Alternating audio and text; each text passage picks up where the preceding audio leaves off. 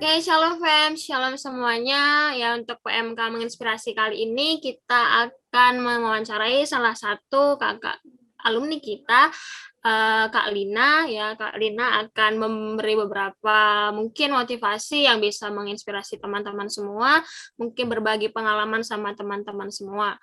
Oke, kepada Kak Lina, biar semakin kenal nih sama teman-teman semua atau fam-fam semua, boleh kenalan singkat dengan fam-fam semua, Kak. Untuk Kak Lina, kami persilakan. Oke, Shalom. Sebelumnya terima kasih buat kesempatan yang sudah diberikan kepada saya. Perkenalkan, nama saya Marcelina Pangloli, biasa dipanggil Lina. Saya asal dari Poso, Sulawesi Tengah, dan suku dari Toraja. Kemudian saya di sini masih lanjut di S2 UNY, kemudian posisi sekarang, alamat sekarang lagi di rumah orang tua, lagi di Poso, kemudian alamat di Jogja, di Demangan Baru. Oke. Oke, terima kasih Kak Lina. Sebelum kita tanya-tanya nih, saya mau bacain dulu sedikit sekilas tentang CV Kak Lina, mungkin biar teman-teman juga tahu ya. Oke, di sini Kak Lina sendiri tadi untuk alamat pribadi atau identitas pribadi tadi mungkin udah teman-teman udah tahu. Di sini mungkin yang akan saya sedikit bagi untuk teman-teman ya, ada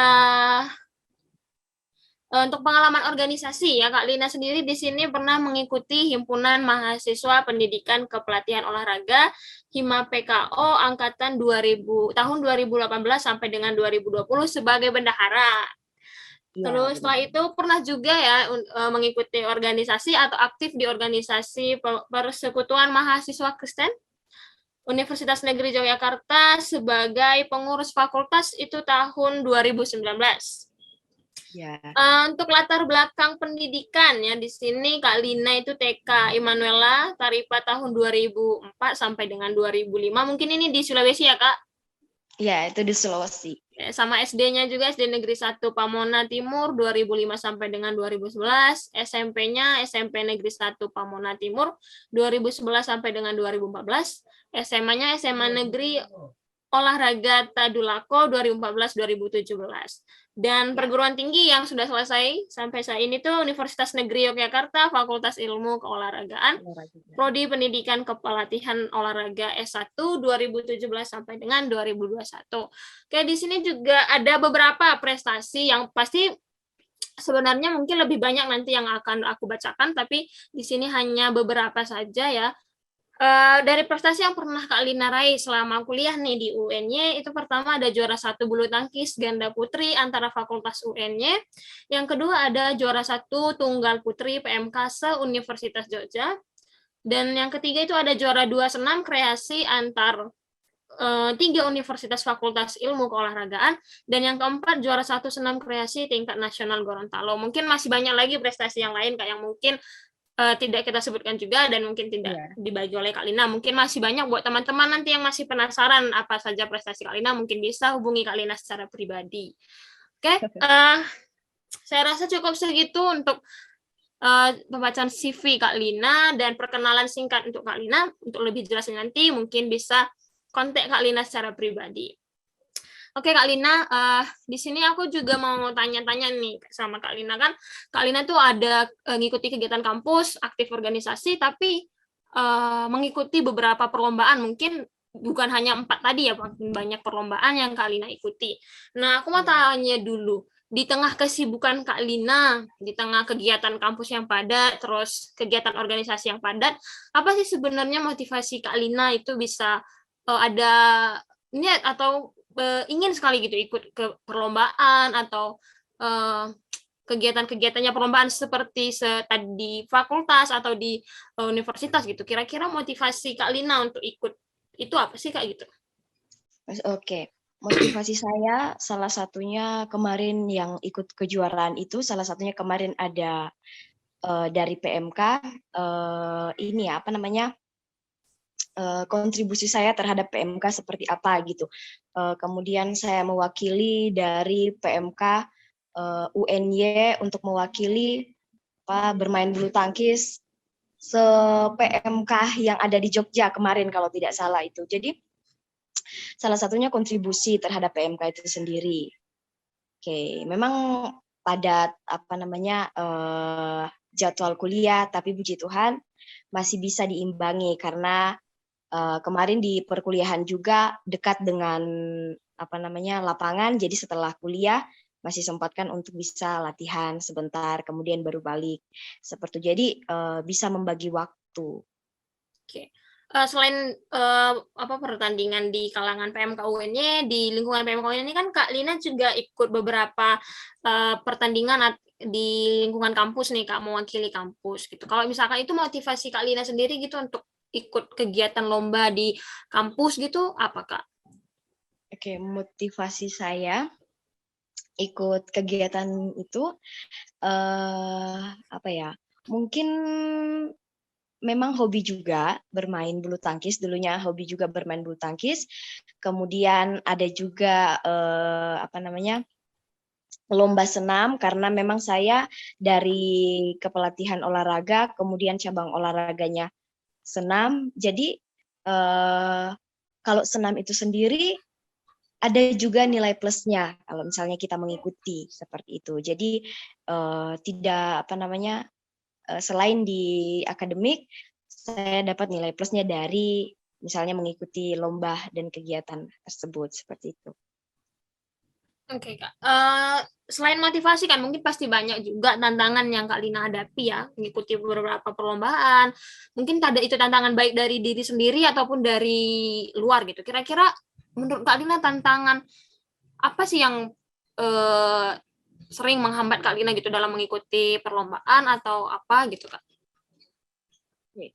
Tantangannya kemarin pada saat saya mengikuti beberapa event lomba di sana itu mungkin ini ya waktu misalnya kalau mau latihan, karena jujur di akhir-akhir kemarin banyak tawaran untuk ikut lomba, dan posisi kemarin lagi skripsi, kemudian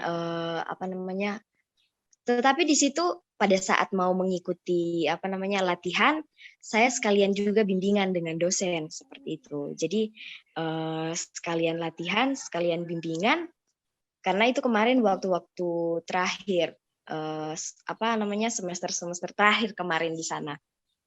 Jadi waktunya bisa tidak ada tantangan. Kalau waktu pun biasanya kalau jam udah mau misalnya jam 3 gitu, kadang masih ngantuk, capek dan sebagainya seperti itu. Itu tantangan semua orang, pasti capek biasa kayak gitu. Ini kan Kak Lina itu ikut perlombaan nih. Pasti dong ada fase ikut perlombaan tuh nggak harus menang, ya kan Kak? Pasti ada perlombaan yang mungkin di mana Kak Lina mungkin nggak menang gitu tuh dalam perlombaan. Kira-kira kalau Kak Lina menyeimbangi atau menghadapi keadaan seperti itu seperti apa gitu? Menyikapinya yang pasti jangan terlalu berkecil hati seperti itu. Apapun yang saya dapatkan dari hasil kerja keras, dari hasil latihan, bagaimanapun hasilnya tetap selalu bersyukur seperti itu. Jadi sekalipun kita kalah, kecewa mungkin iya, tapi jangan larut dalam kekecewaan seperti itu, tapi tetap bangkit seperti itu. Kemarin ikut lomba senam juga kan ada beberapa gitu. Jadi kemarin ada juara 2, jadi kita tingkatkan lagi bagaimana harus bisa juara 1 seperti itu. Jadi jangan terlalu mudah untuk down ya Kak, gara-gara nanti kita nggak menang, kita malah nggak mau ikut lomba lagi gitu, justru malah harus lebih semangat gitu kan Kak? Iya, seperti itu. Jadi saya kalau misalnya ikut pertandingan, apapun hasilnya, tetap harus selalu bersyukur seperti itu. Kak. Terus aku ini mau tanya juga nih, dari lomba yang sudah pernah Kak Lina ikuti nih, kira-kira ada lomba yang paling berkesan nggak gitu Kak? Yang paling berkesan mungkin menurut Kak Lina itu lomba apa yang pernah Kak Lina ikuti?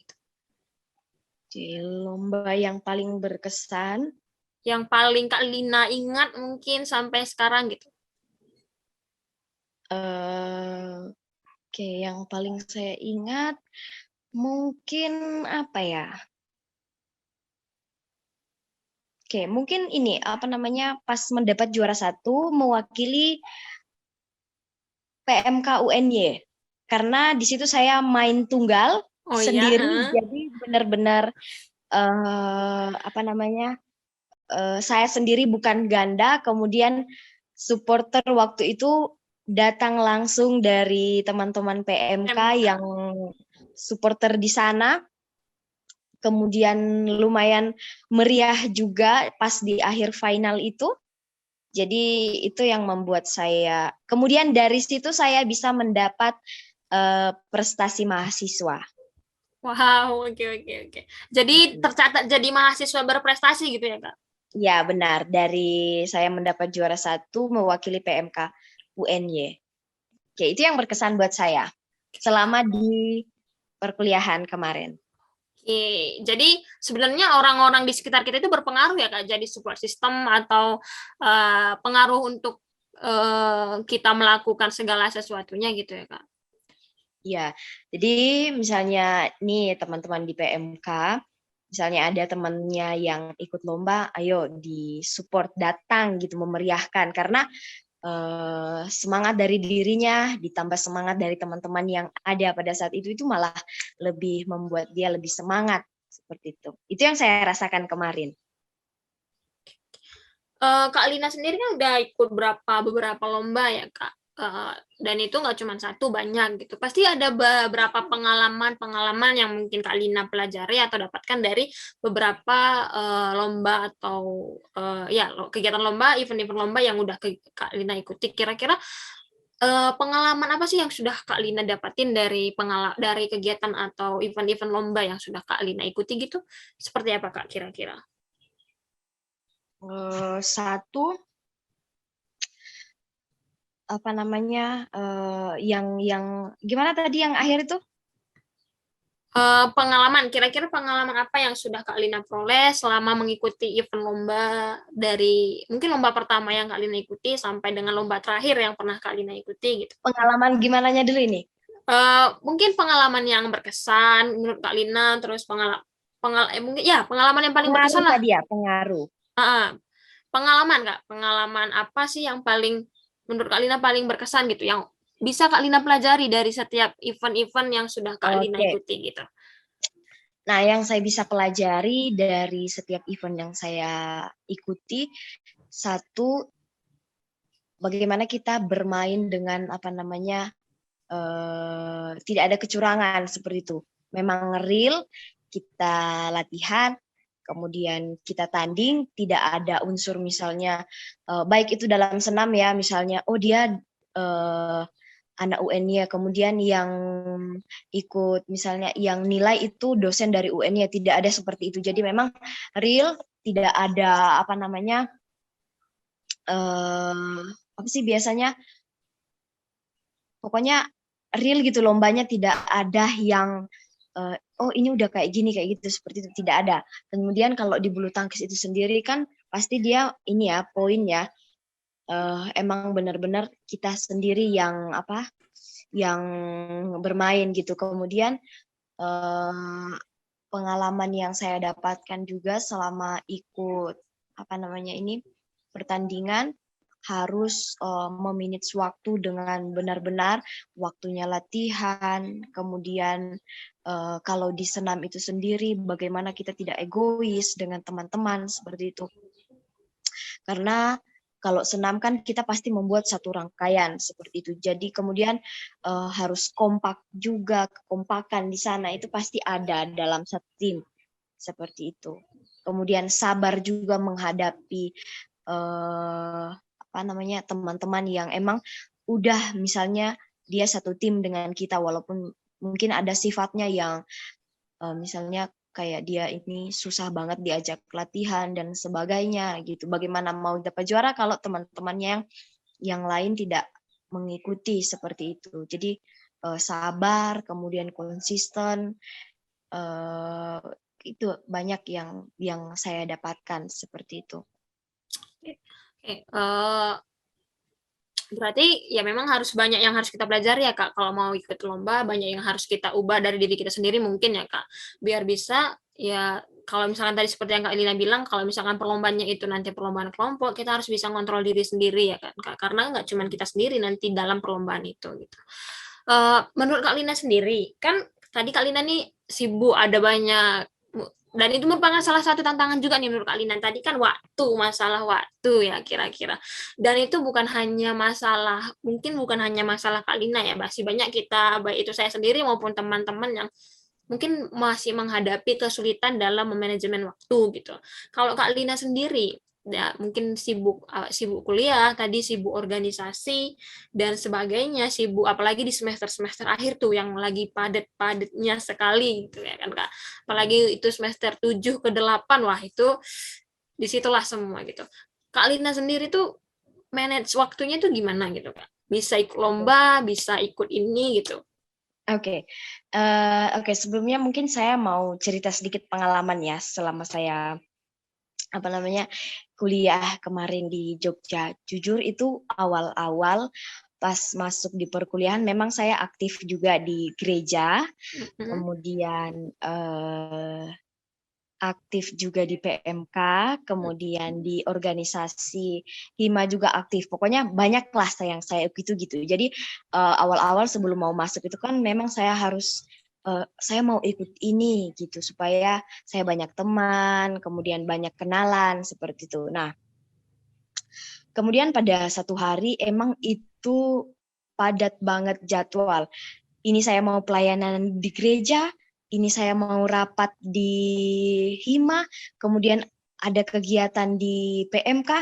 Nah, tetapi waktu itu kayaknya saya bisa membagi waktu dari sini, kemudian tapi tidak full waktunya kayak gitu. Jadi misalnya kayak cuman absen, kemudian lalu pergi, kemudian datang lagi ke tempat yang lain seperti itu. Dan akhirnya saya pulang ke kos, kemudian saya nangis.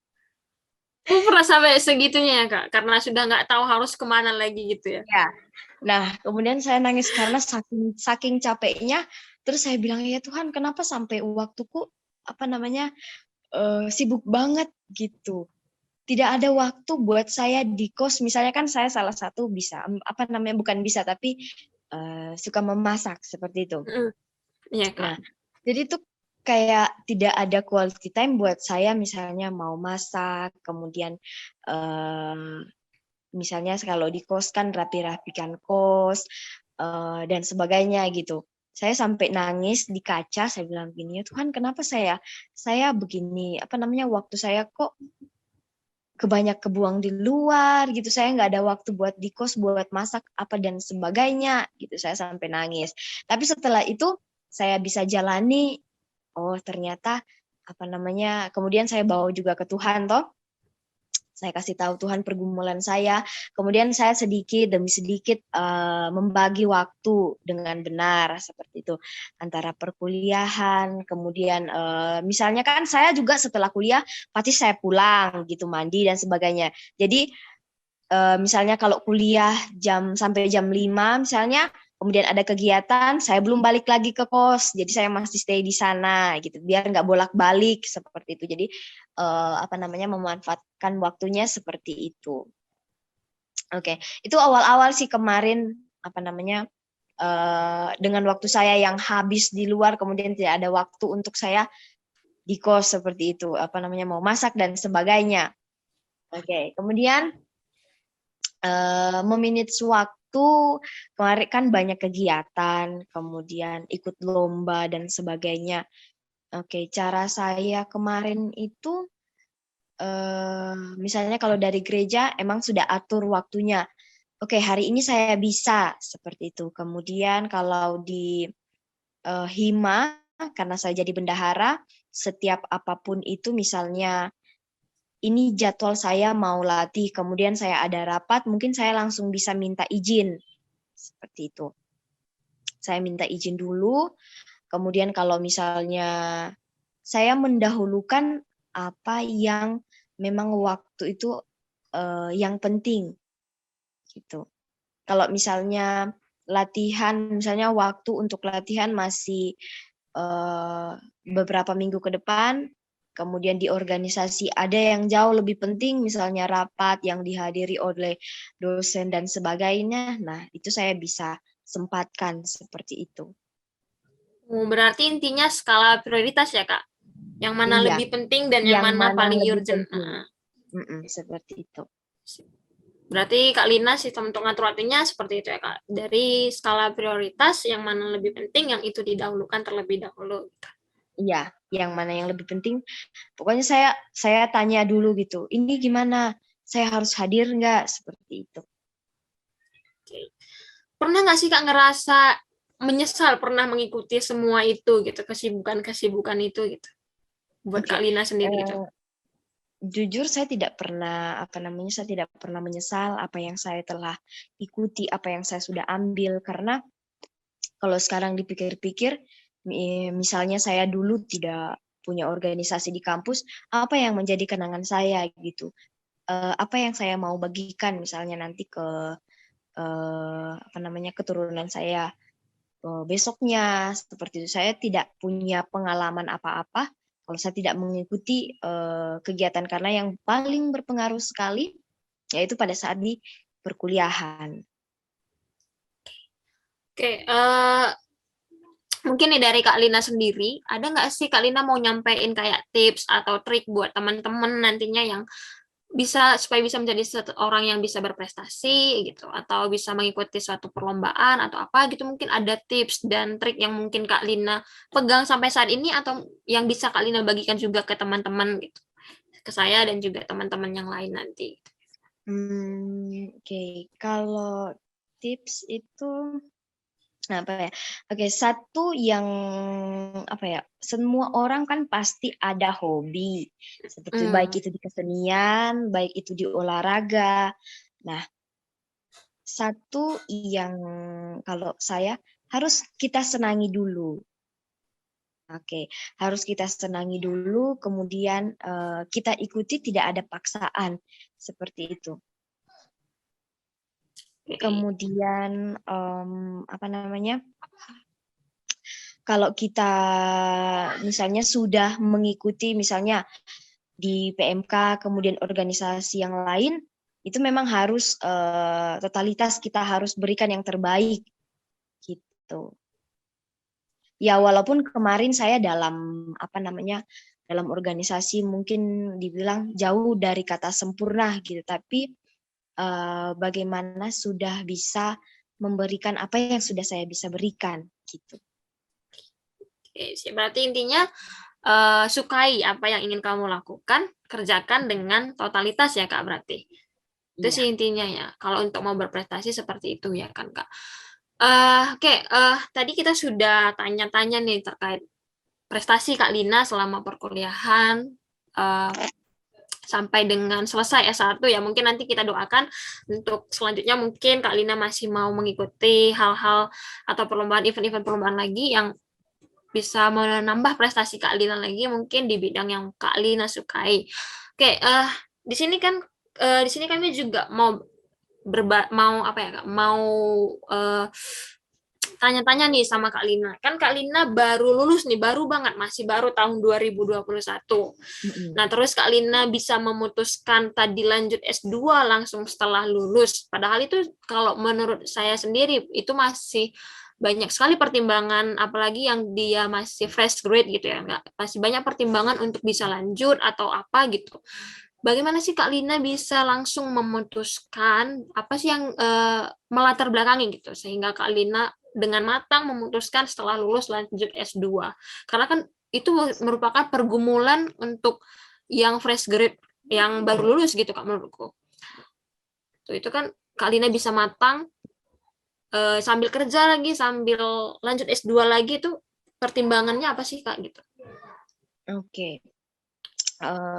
Awalnya itu setelah saya lulus kemarin kan sebenarnya mau langsung cari kerja dulu. Nah, Cuman kemarin puji Tuhan ada kesempatan, dan kemarin sudah sempat down juga, tidak bisa mengikuti S2 di tahun 2001 ini karena setahu saya pendaftaran sudah tutup dan saya belum selesai belum selesai yudisium waktu itu. Nah, kemudian setelah saya nah saya sudah down, pokoknya saya sudah down pas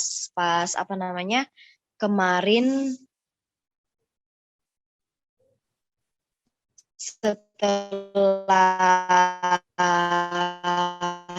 yudisium itu, karena setahu sekarang di S2 sudah tutup. Nah, setelah saya kata dosen seperti ini, Mbak Lina, kamu masih ada kesempatan untuk lanjut di S2 karena pendaftaran yang terakhir di tanggal segini gitu. Terus saya bilang, bentar lagi dong Bu gitu. Dibilang iya, tapi kan kamu sudah selesai sudah selesai sidang. Nah, nggak usah bisa mendaftar. Kemarin saya langsung mendaftar, tetapi saya masih kepikiran lagi, ini saya bagaimana ya? Karena saya tahu biaya di S2 itu lumayan mahal, boleh dikata 2 kali lipatnya di S1. Nah, tapi waktu itu saya pernah berbincang-bincang kepada orang tua, karena awal tahun 2020 kemarin kan corona, jadi saya sempat pulang juga ke rumah. Kemudian berbincang-bincang mengenai studi saya di Jogja. Kemudian saya tanya bagaimana kalau misalnya jika nanti ada kesempatan saya langsung lanjut. Kemudian dari orang tua juga bilang, oke, tidak apa-apa kalau misalnya mau lanjut, orang tua juga masih bisa untuk membiayai. Kemudian dari kakak juga dibilang, oke, kalau misalnya mau lanjut, silakan lanjut. Kita juga berusaha untuk mencarikan biaya seperti itu. Nah, karena kemarin sudah ada restu juga dari orang tua, jadi setelah ada konfirmasi dari dosen, saya langsung ikut. Kemudian puji Tuhannya dinyatakan lulus. Karena ada beberapa juga teman kemarin yang setelah lulus itu langsung mereka daftar gitu. Jadi saya juga kepengen seperti mereka gitu. Walaupun memang saya awalnya mau kerja dulu setelah lulus kuliah kemarin, tapi karena ada kesempatan yang saya dapat, kemudian saya berpikir lagi dalam diri saya sendiri, apakah ini kesempatan yang emang Tuhan kasih seperti itu. Jadi apa salahnya kalau saya ambil dulu kesempatan ini. Jadi saya kemarin langsung dinyatakan lulus, kemudian setelah itu saya dapat tawaran pekerjaan. Nah, kemudian saya ambil tawaran tersebut karena boleh dikata saya ngajar juga sebagai guru part-time gitu, jadi tidak terikat dan waktunya juga tidak terlalu banyak, hanya mengajar 3 kelas di Olivan School seperti itu. Oke Kak, jadi semua seimbang ya Kak, jadi kayak dari pihak lainnya pun mendukung nih buat lanjut S2, bukan hanya dari orang tua Kak Lina, tapi dari kondisi sosial, kondisi lingkungannya juga mendukung gitu ya kan Kak, sehingga memutuskan untuk lanjut S2 gitu. Oke, kalau misalkan dari Kak Lina sendiri tuh ada persiapan khusus nggak sih Kak mengikuti S2 ini gitu? Oke, persiapan khusus sih sebenarnya kemarin jadi saya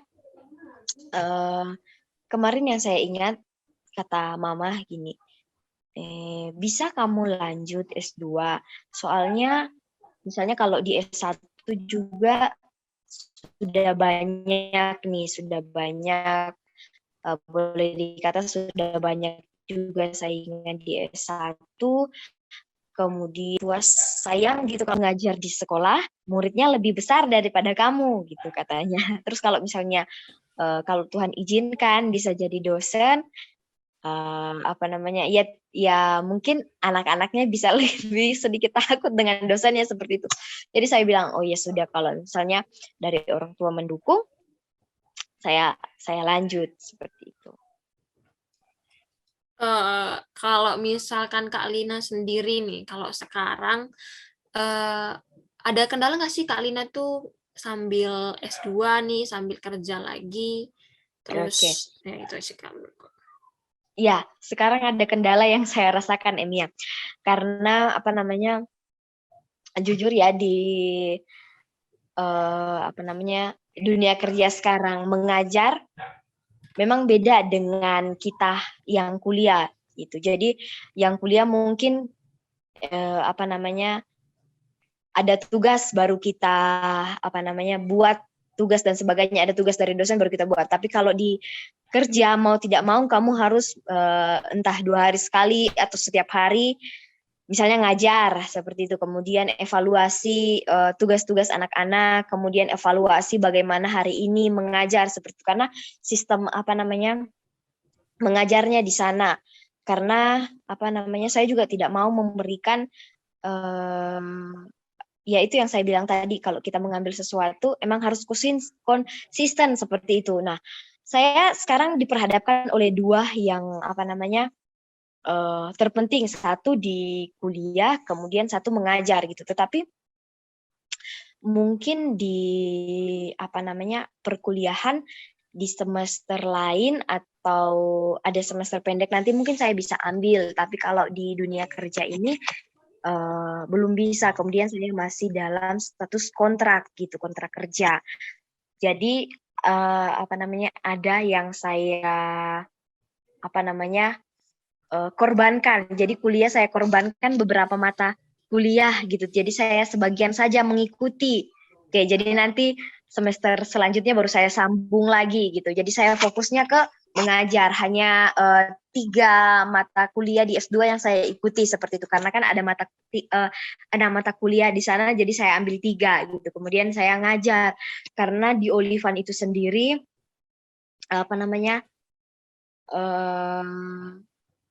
mungkin ya saya bisa katakan mungkin beda dengan sekolah-sekolah lain. Dia ada di Jogja, kemudian dia statusnya sekolah internasional, kemudian saya harus berikan yang terbaik kepada sekolah itu gitu. Jadi kadang kalau sudah ngajar, misalnya dalam 1 hari saya ngajar 3 kelas, otomatis udah misalnya jam 2, jam 3 itu saya sudah capek gitu ya, Mia. Jadi saya sudah capek, kemudian saya istirahat gitu. Saya nggak ikut perkuliahan lagi. Jadi saya korbankan di perkuliahan. Jadi saya utamakan yang mengajar. Ya, berarti harus ada yang dikorbankan ya Kak untuk Iya, menyimbangkannya itu gitu. iya benar. Oke.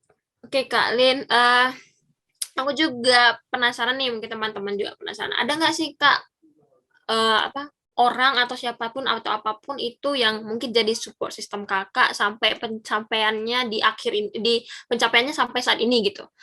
Menurut Kak Lina sendiri gitu. Ada nggak sih seseorang atau apa itu yang mungkin jadi support sistem Kak Lina sampai pencapaian saat ini gitu? Oke, support system saya yang pertama pasti kedua orang tua ya. Oke, pasti kedua orang tua, kemudian kakak, adik, kemudian satu yang emang support dari saya kuliah S1, kemudian sampai lanjut lagi, ya itu pacar saya. Dia emang, mereka itu sangat berpengaruh dalam hidup saya. Kalau saya lagi malas gitu, oke saya ingat ini ada yang harus saya perjuangkan gitu. Apa yang orang tua saya berikan, kemudian apa yang kakak saya berikan gitu. Dan kemarin saya kuliah di S1 pun emang itu biaya dari kakak gitu. Kemudian dibantu juga orang tua karena kakak juga sudah kerja gitu. Jadi saya kemarin di S1 kata kakak target gitu. Kalau mau selesai harus punya target, kemudian di S2 juga harus punya target. Saya juga saya harus bertanggung jawab atas apa yang sudah diberikan kepada saya gitu. Kemudian saya juga berpikir masih ada adik yang harus saya biayai ke depannya, masih ada adik 1 gitu. Jadi ya dari orang tua. Oke, sejauh ini ya Kak, sejauh Kak Lina sudah melangkah sampai saat ini. ada nggak sih Kak kayak satu ayat Alkitab pegangan Kak Lina gitu yang menjadi dasar Kak Lina, atau yang mungkin Kak Lina apa ya, yang Kak Lina pegang lah gitu sampai saat ini tuh. Mungkin ada satu ayat yang menurut Kak Lina, wah ini tuh berkenan kali mungkin dalam hidup Kak Lina gitu. Saya punya satu ayat, tapi saya lupa di mana ya. Uh-uh. Oke, saya lupa di mana, tapi ada itu juga menjadi satu ayat yang saya masukkan di skripsi. Ada firman Tuhan berkata, serahkanlah segala kekhawatiranmu kepadanya dan percayalah dan ia akan bertindak. Kalau tidak salah seperti itu ayatnya. Serahkanlah segala kekhawatiranmu dan percayalah kepadanya dan ia akan bertindak. Seperti itu. Karena semuanya harus diserahkan kepadanya ya kan Kak, supaya berjalan dengan baik. Iya. Benar. Segala sesuatu apapun itu percaya, serahkan semua kepada Tuhan. Semuanya itu kita tidak bisa lewati, mau kita sehebat apapun, manusia sehebat apapun, sepintar apapun, tanpa dia mengandalkan Tuhan yang pertama, itu semuanya sia-sia. Itu tidak ada yang berarti gitu kalau dia tidak mengandalkan Tuhan. Oke, mungkin terakhir Kak, aku mau tanya nih, ada ini nggak sih Kak, ada pesan atau apa yang ingin Kak Lina sampaikan ke teman-teman PMK nih khususnya dari Kak Lina sendiri gitu, apa sih yang ingin Kak Lina sampaikan untuk teman-teman PMK semua? Oke, yang mau saya sampaikan untuk teman-teman PMK, oke, yang pasti semua ya berkuliah ya, semangat di perkuliahan, kemudian semangat berorganisasi, kemudian berikan yang terbaik dimanapun, apapun yang menjadi misalnya pilihan yang telah kalian pilih, kerjakan dengan baik. Kemudian satu, jangan pernah kita meninggalkan Tuhan sekalipun, karena yang sudah saya alami selama di Jogja kemarin, memang saya punya banyak teman, memang saya punya misalnya orang yang bisa membantu, tapi satu yang emang pegang hidup saya, kendali saya, kesehatan saya, dan kehidupan saya itu semua dari Tuhan gitu. Jangan pernah sekalipun kamu melupakan Tuhan, kemudian andalkan segala apapun itu kita minta sama Tuhan, seperti itu. Kemudian apalagi terus menjadi berkat yang sering saya dapatkan, menjadi garam dan terang bagi setiap orang, karena satu, kita minoritas di di UN-nya, tapi dampak yang kita berikan itu sangat besar buat teman-teman kita di sana gitu. Oke, sesuai dengan visi misi PMK-UN-nya ya Kak, pastinya. Oke. Terima kasih Kak Lina, mungkin banyak sekali pembelajaran yang pengalaman yang Kak Lina bagikan yang mungkin bisa bermanfaat juga bagi saya dan juga teman-teman PMK lainnya. Banyak sekali yang bisa kami pelajari, mulai dari tadi bagaimana Kak Lina bisa mengikuti segala event-event perlombaan di tengah kesibukan, ya bagaimana Kak Lina memutuskan untuk bisa lanjut S2, dan bagaimana Kak Lina mengatasi setiap kendala atau tantangan yang sudah Kak Lina hadapi, dan bagaimana Kak Lina berserah semuanya kepada Tuhan. Oke, Kak Lina, mungkin cukup sekian untuk wawancara kita hari ini. Kami sangat berterima kasih untuk waktu dan kesempatan yang sudah Kak Lina korbankan bagi kami, mungkin di tengah kesibukannya Kak Lina, tapi Kak Lina masih menyempatkan untuk bisa berbagi sama saya dan juga teman-teman PMK lainnya. Saya sangat berterima kasih secara khusus, dan juga teman-teman lainnya sangat berterima kasih Kak Lina sama Kak Lina. Mungkin nanti dari teman-teman lain kalau misalkan ada yang ingin bertanya lagi untuk lebih dalam sama Kak Lina, mungkin bisa menghubungi Kak Lina secara pribadi. Oke Kak Lina, terima kasih banyak sekali lagi. Sehat selalu, sukses selalu, dan sampai ketemu Kak Lina. Oke, sampai ketemu di Jogja.